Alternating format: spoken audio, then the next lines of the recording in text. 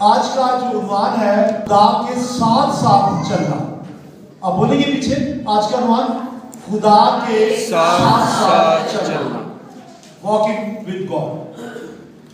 پیدائش کی کتاب اس کا 5واں باب 22ویں آیت سے 24ویں آیت تک. یہاں اس طرح سے لکھا ہے، اور متوسیلہ کی پیدائش کے بعد ہنوک 300 برس تک خدا کے ساتھ ساتھ چلتا رہا، اور اس سے بیٹے اور بیٹیاں پیدا ہوئی، اور ہنوک کی کل عمر 365 برس کی ہوئی. اور ہنوک خدا کے ساتھ ساتھ چلتا رہا اور غائب ہو گیا، کیونکہ خدا نے اسے اٹھا لیا.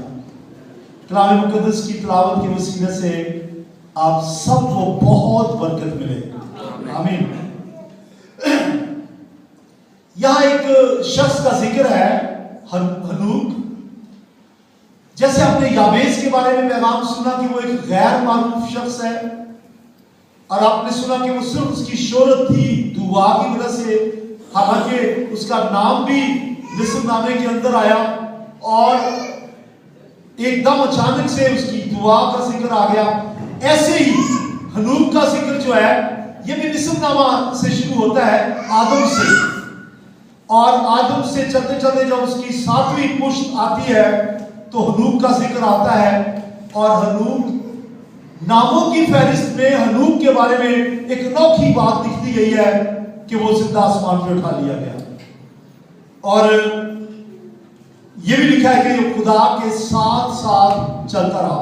ان آیات میں آپ دیکھیں 2 دفعہ لکھا ہے کہ وہ خدا کے ساتھ ساتھ چلتا رہا. یہ اہمیت کی بات ہے. جب کسی بات پر زور دیا جاتا ہے تو اسے دہرایا جاتا ہے.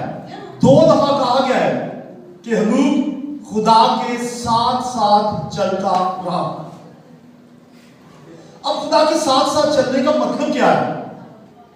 آپ کو پتہ ہے ساتھ چلنے کا مطلب دونوں ہاتھ پکڑ کے ایک دوسرے کے ساتھ چلیں، یا ہاتھ نہ بھی پکڑا ہو تو ساتھ ساتھ چلنے کا مطلب یہ بھی ہو سکتا ہے کہ دونوں سائڈ میں سائڈ ہو. ساتھ چلنے کا مطلب یہ بھی ہے کہ آگے پیچھے ہو. اور اگر آگے پیچھے ہے تو یقیناً پھر خدا آگے اور ہنوک پیچھے. اور اگر سائڈ بائی سائڈ بھی ہے تو پھر ہنوک نے خدا کا ہاتھ پکڑا ہوگا یا خدا نے ہنوک کا ہاتھ پکڑا ہوگا. تو خدا کے ساتھ ساتھ چلنے کا مطلب ہے خدا کے کلام اور اس کی شریعت کے مطابق چلنا. یہ مطلب ہے. اور خدا کے خوف میں چلنا، جینا مرنا خدا کے لیے. ساتھ ساتھ چلنے کا مطلب یہی ہے، تیرے ساتھ جیوں گا، تیرے ساتھ مروں گا. اس کا مطلب ہے کہ زندگی کے ہر قدم پر یس خدا کی رہنمائی لینا، ساتھ ساتھ چلنا. ایک قدم چل کے پھر خدا تیری رہنمائی کیا ہے، تیری مرضی کیا ہے، میں تو تیری رہنمائی کے بغیر ایک قدم نہیں اٹھاؤں گا. یہ ہے ساتھ ساتھ چلنا. یعنی مکمل طور سے اپنے آپ کو خدا کے تابع کر دینا، کنٹرول میں آ جانا. یہ ہے خدا کے ساتھ ساتھ چلنا. اپنا دہنا ہاتھ خدا کے ہاتھ میں تھما دینا، اپنا ہاتھ خدا کے ہاتھ تھما دینا، اور اپنا ذہن، دل، دماغ، پوری شخصیت خدا کے تابع کر دینا. کہنا خداوند میں کچھ نہیں ہوں، تو ہی سب کچھ ہے، تو مجھے استعمال کر. یہ ہے خدا کے ساتھ ساتھ چلنا. پھر خدا کے ساتھ ساتھ چلنے کا مطلب ہے بدی سے دور رہنا، سچائی اور راست بازی کی زندگی بسر کرنا. خدا کے ساتھ ساتھ چلنے کا مطلب ہے خدا سے شخصی رشتہ قائم کرنا. سیدھی سی بات ہے، جو اگر 2 لوگ آپس میں ہم خیال نہیں ہوں گے اکٹھے کیسے چل سکتے ہیں؟ آپ سمجھیں میری بات. اب اس کی کتاب کے 30ویں باب میں لکھا ہے، جب تک 2 شخص باہم متفق نہ ہو وہ اکٹھے نہیں چل سکتے. تو اکٹھے چلنے کا مطلب، ساتھ ساتھ چلنے کا مطلب ہے دونوں ہم خیال ہیں. ہنوک اگر ادھر ادھر ہوتا ہوگا، کبھی اس کا خیال ادھر ادھر ہوتا ہوگا، خدا اس کے ساتھ تھا، فوراً خدا کے خیال خیال کو اپنے دل میں لاتا، اور یہ مطلب ہے شخصی رشتہ۔ اور پھر ساتھ ساتھ چلنے کا مطلب قدم قدم میں پوچھ پوچھ کر، رہنمائی لے کر، گائیڈنس لے کر چلنا۔ ساتھ ساتھ چلنے کا مطلب یہ بھی ہے فلی اپنے آپ کو ڈیپینڈنٹ کر دینا، اپنے آپ کو خدا کے مکمل طور سے تابع کر دینا اور کہنا خدا میں کچھ نہیں، تو ہی سب کچھ ہے۔ ہنوک خدا کے ساتھ ساتھ چلتا رہا۔ اب آج ہمارا مضمون کیا ہے؟ اگر آپ انگلش میں بتائیں تو مضمون ہے، میں بتاتا ہوں، واکنگ ود گاڈ۔ بولے کیا ہے؟ Walking with God. سب بولیے واکنگ ود گاڈ۔ اس کا مطلب کیا ہے؟ خدا کے ساتھ ساتھ چلنا۔ ایک اور میں اصطلاح بولنا چاہتا ہوں، اور وہ ہے ورکنگ فار گاڈ۔ پہلا جملہ میں نے کیا بولا تھا؟ Walking with God. دوسرا ورکنگ فار گاڈ۔ جب تک کوئی شخص واکنگ ود گاڈ یعنی خدا کے ساتھ نہیں چلتا، وہ ورکنگ فار گاڈ نہیں کر سکتا۔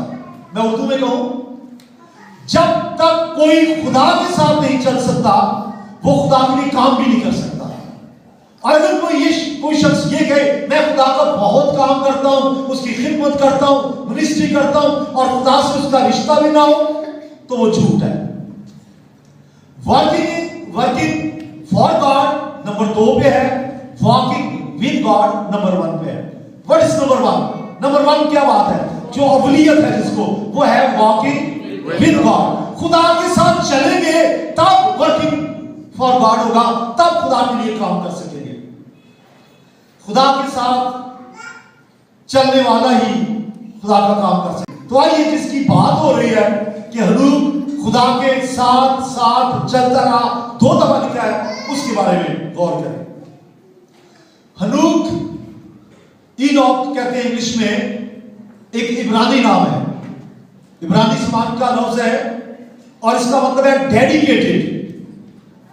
اینوک یا ہنوک کا مطلب ہے ڈیڈیکیٹڈ یعنی وقف شدہ، جس نے اپنے آپ کو وقف کر دیا تھا خدا کے لیے۔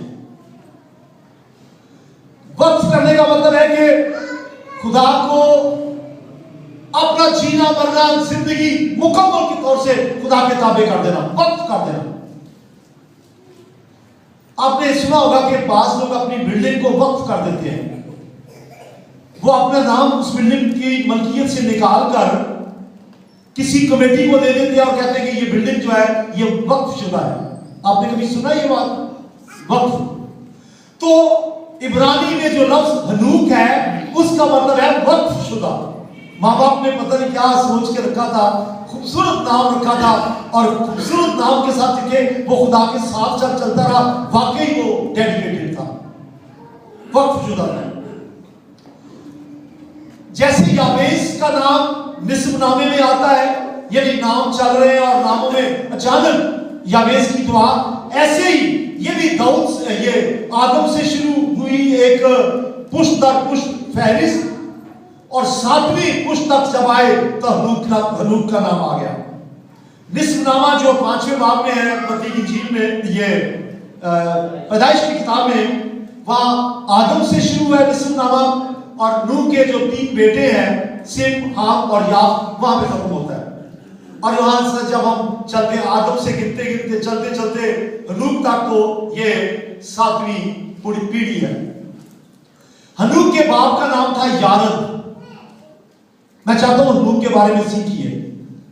ہنوک کے باپ کا نام یارد، بیٹے کا نام متوسیلہ۔ بیٹے کا نام کیا تھا؟ لیکن یہ جو آیت سامنے لکھی ہے اس میں لکھا ہوا ہے کہ اس کے اور بھی بہت بیٹے بیٹیاں تھے، لیکن ایک کا نام چنا ہے باخرو نے، اور لکھا ہے اس کا نام تھا متوسیلہ۔ کس کا بیٹا؟ ہنوک کا۔ اور زمین پر سب سے طویل عمر اگر کسی نے پائی ہے تو متوسیلہ ہے۔ اس کی عمر تھی 969 سال، یہ زندہ رہا ہے، سب سے بڑی عمر اب تک، آدم سے لے کر اب تک سب سے بڑی عمر پانے والا شخص جو ہے ہنوک کا بیٹا ہے متوسیلہ۔ ہنوک سے متوسیلہ پیدا ہوا، متوسیلہ سے لمک پیدا ہوا، اور لمک سے نوح پیدا ہوا۔ तो फिर इसका मतलब है कि ये नूह नबी का परदादा है। कोई फतूहात का जिक्र नहीं है कि उसने कोई जंगें लड़ी हो। उस वक्त बादशाही का दौर भी नहीं था कि वो बादशाहों की फहरिस्त में आता हो। काहिन भी नहीं था, बस नबी है। लेकिन उसकी खिदमत के बारे में कुछ भी नहीं लिखा। एलिया के बारे में लिखा है कि वो किस कदर कुदरत से काम करता था, आग नाज़िल कर लेता था। लीशा के बारे में लिखा है कि वो उसने मुर्दा जिंदा कर दिया। इसी तरह से दीगर नबियों के बारे में बहुत से मौजज़ात हैं, लेकिन इसका कोई मौजज़ा भी नहीं लिखा बाइबल में, कुछ भी नहीं। बस चलते चलते निस्बनामा में जब हनूक का नाम आया तो साथ ही लिख दिया कि हनूक खुदा के साथ साथ चलता रहा और गायब हो गया, खुदा ने उसे उठा लिया। अब एक बात यहां कहना चाहता हूं, क्या आप चाहते हैं कि उठा लिए जाए? कई मावा जी अपने बच्चे को बदवा दे दिया ने कहती तेन रब ही चुके। सुना है कभी आपने? और रब भी थोड़ा चुकता है, हनूक वर्गे भी चुकता है। ठीक है, हनूक उठा लिया गया। और हनूक इसलिए उठा लिया गया क्योंकि वो खुदा के साथ साथ चलता था। अगर आप चाहते हैं कि जब खुदावंद यीशु मसीह कलीसिया को लेने आए, यानी जब रैप्चर हो, तो आप उठाए जाएं, तो उठाए जाने के लिए फिर हनूक जैसी जिंदगी पसंद करनी पड़ेगी। खुदावंद यीशु मसीह जल्द आने वाला है अपनी कलीसिया को लेने के लिए, और वो उठा लेगा, रैप्चर होगा, उठा लिए जाएंगे।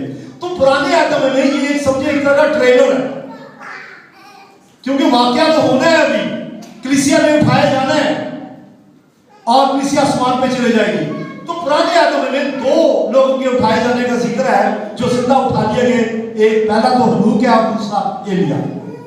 और ये इसलिए उठा लिए गए ताकि हमें ये मालूम हो कि अगर पुराने आदम में खुदा उठा सकता है, तो जब यीशु मसीह कलीसिया को लेने आएगा तो दुनिया भर से अरबों की तादाद से बिलियंस लोग जो है जिंदा आसमान में उठा लिए जाएंगे। हालेलुया। और हम इस दिन का इंतजार कर रहे हैं। Praise the Lord. तालियां बजाइए इस उम्मीद के लिए कि हम उठा लिए जाएंगे। लेकिन याद रखिए, हनूक उठा लिया गया क्यों? क्योंकि वो खुदा के साथ साथ चलता था। और अगर एलिया उठा लिया गया तो फिर आप जानते हैं उसके राते जिंदगी मैंने बहुत पैगाम दिए हुए हैं, कैसे खुदा की खिदमत करने वाला शख्स था। हनूक की जो वजह शोहरत है, जैसे मैंने कहा, कोई मौजज़ात का जिक्र नहीं, तो वजह शोहरत सिर्फ यही है कि वो उठा लिया गया।